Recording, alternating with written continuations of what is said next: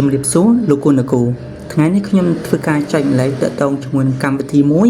គេឲ្យឈ្មោះថា Google Lens អញ្ចឹងកម្មវិធី Google Lens នេះគឺមានតែនៅក្នុង iOS ហើយនិង Android អញ្ចឹងលោកគុណគូដើម្បីប្រើប្រាស់ទីមួយលោកគុណគូអាចចូលទៅ download ក្នុងនេះបែបនេះមកបាទឬក៏ចូលទៅចំណុចកន្លែង Google កន្លែង search ខាងលើនេះក៏បានដែរអញ្ចឹងលោកគុណគូអាចចូលទៅវិធីមួយណាក៏បានដែរដូចជាខ្ញុំជម្រាបខាងលើអញ្ចឹងខ្ញុំនឹងបង្ហាញពីវិធីប្រើដោយខ្ញុំផ្ដោតទៅលើ5ចំណុចសំខាន់ទី1គឺការបកប្រែភាសាទី2ការស្រាវជ្រាវទី3គឺការធ្វើការផ្ទះហើយទី4តកតងជាមួយនឹងការបង្ហាញ QR code ឬក៏ barcode ទៅជាលេខកូដហើយមួយទៀតគឺការចម្លងអត្ថបទទី1យើងប្រើ Google Lens សម្រាប់បកប្រែគុណគូចុចទៅលើកន្លែង Google Lens នឹងមកហើយគុណគូ scan ទៅលើអក្សរណាដែលគុណគូចង់ឲ្យបកប្រែឧទាហរណ៍ថាខ្ញុំចង់ឲ្យអត្ថបទនៃភាសាចិនឬក៏ភាសាអង់គ្លេសនេះបកប្រែទៅជាភាសាខ្មែរអញ្ចឹងនៅពេលដែលឃើញបែបហ្នឹងហើយលោកគុណគូត្រូវតែចុចលើពាក្យថា translate នៅខាងស្ដាំណៃហើយបែបនេះវានឹងចេញជាភាសាខ្មែរតែម្ដងបាទអញ្ចឹងនៅត្រង់ចំណុចនេះខ្ញុំសូមបញ្ជាក់ថាលោកគុណគូអាចមានជំរឿច្រើនក្នុងការបកភាសាអញ្ចឹងមើលកន្លែងចំណុចខាងដើមខាងលើគេថា detect language អញ្ចឹងគឺជាភាសាដើមនៃអត្ថបទហ្នឹង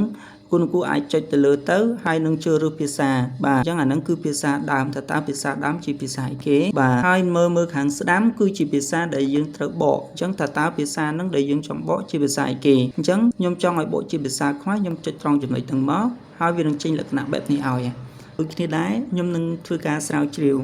អញ្ចឹងស្រាវជ្រាវនេះងាយទេឧទាហរណ៍ថាលោកគុណគូអត់ស្គាល់រុក្ខជាតិឬក៏វត្ថុឬក៏របស់អ្វីមួយដែលលោកគូអត់ស្គាល់ប្រភពឬក៏អត់ស្គាល់ច្បាស់ទេអញ្ចឹងលោកគុណគូអាចប្រើ Google Lens នេះអាចយកមកស្របបន្ថែមបានដែរអញ្ចឹងឧទាហរណ៍ថាខ្ញុំប្រើ Google Lens ហ្នឹងហើយមកបង្ហាញផ្លែក្រូចអញ្ចឹងពេលដែលខ្ញុំបង្ហាញពឹបខ្ញុំនឹងយកពាក្យថា search វិញម្ដងខ្ញុំអត់យក translate ទេអញ្ចឹងគឺចុចកណ្ដាលកន្លែង search ហ្នឹងកន្លែងស្រាវជ្រាវពេលដែលចុចបែបហ្នឹងហើយយើងចុចឲ្យកន្លែងមូលនៃថតហ្នឹងទៅបាទអញ្ចឹងវានឹងចេញលក្ខណៈ screen ជាឲ្យយើងអាចតម្រឹមតាមកម្រិតនៃរូបភាពដែលយើងចង់ស្រាវជ្រាវអញ្ចឹងពេលដែលឃើញបែបនេះហើយលោកគុណគូអាចអូទៅក្រោមនេះគឺជាលទ្ធផលនៃការស្រាវជ្រាវថាតើផ្លែហ្នឹងឬក៏រុក្ខជាតិហ្នឹងជារុក្ខជាតិអីឬក៏វាមានអត្ថប្រយោជន៍អីយ៉ាងម៉េចវាអាស្រ័យទៅលើការស្រាវជ្រាវរបស់លោកគុណគូធ្វើការស្រាវជ្រាវមួយទៀតឧទាហរណ៍ថានេះគឺជាសត្វកបីបាទអញ្ចឹងតើតង់ជួយសត្វកបីខ្ញុំត្រូវថតបែបនេះមកបាទអញ្ចឹងពេលដែលបង្ហាញបែបនេះហើយបាទអញ្ចឹងខ្ញុំនឹងអូទៅខាងក្រោមបាទនេះអញ្ចឹងគឺជាប្រភពនៃ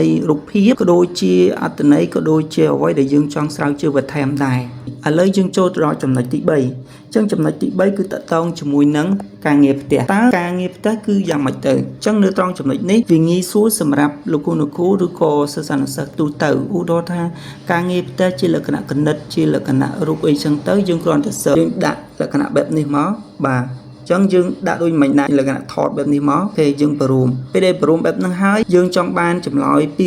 239បូកឲ្យ436អញ្ចឹងពេលដែលថតត្រង់ចំណុចខ្លឹមសារដែលយើងចង់ដោះស្រាយហើយយើងអូសទៅក្រោមអញ្ចឹងអានេះគឺជាចម្លើយតែម្ដងអញ្ចឹងវាចម្លើយវាបង្ហាញចេញជាការសុំកណនីឲ្យតែម្ដងគឺឃើញ679ចឹងវាងាយស្រួលមែនតើអញ្ចឹងមកដល់ចំណុចមួយទៀតគឺតកតងជាមួយនឹងការបង្ហាញ QR code ទៅជាលេខឬក៏អក្សរតែម្ដងអញ្ចឹងជានិច្ចកាលយើងតែងតែឃើញ QR code ដែលគេបានបង្ហាញយើងតែងតែឃើញ QR code ប៉ុន្តែអត់ដឹងថា password ប្រហែលទេយើងគ្រាន់តែ scan QR code ភ្ជាប់តែម្ដងអញ្ចឹងអានឹងក៏ងាយស្រួលដែរហើយយើងចង់ដឹងថា password ប្រហែលយើងកាន់តែងាយស្រួលទៅទៀតអញ្ចឹងខ្ញុំនឹងបង្ហាញអញ្ចឹងខ្ញុំមាន barcode ដែលចង់ឲ្យ barcode នេះទៅលេខកូដអញ្ចឹងតើយើងត្រូវធ្វើម៉េចអញ្ចឹងខ្ញុំមាន barcodeមួយបាទអញ្ចឹងខ្ញុំដាក់ជា barcode ខ្ញុំ scan មកធម្មតាមកថា barcode នេះគឺមានលេខកូដប្រហែលនេះវានឹងលូតឲ្យហើយឲ្យ QR code ទៅជាលេខកូដវិញម្ដងថាខ្ញុំត្រូវធ្វើម៉េចអញ្ចឹងងាយទេលោកគ្រូចុចទៅលើរូបភាពឬក៏រក QR code ដែលលោកគ្រូចង់បង្ហាញមកអញ្ចឹងយើងចុចទៅលើ QR code អញ្ចឹងវានឹងចេញ QR code នេះម្ដងអញ្ចឹង QR code នេះគឺជា QR code Wi-Fi អញ្ចឹងពេលដែលឃើញពុបវានឹងឃើញឈ្មោះនៃ Wi-Fi ហ្នឹងក៏ដូចជា password ផងដែរអញ្ចឹងត្រង់ចំណុចមួយទៀត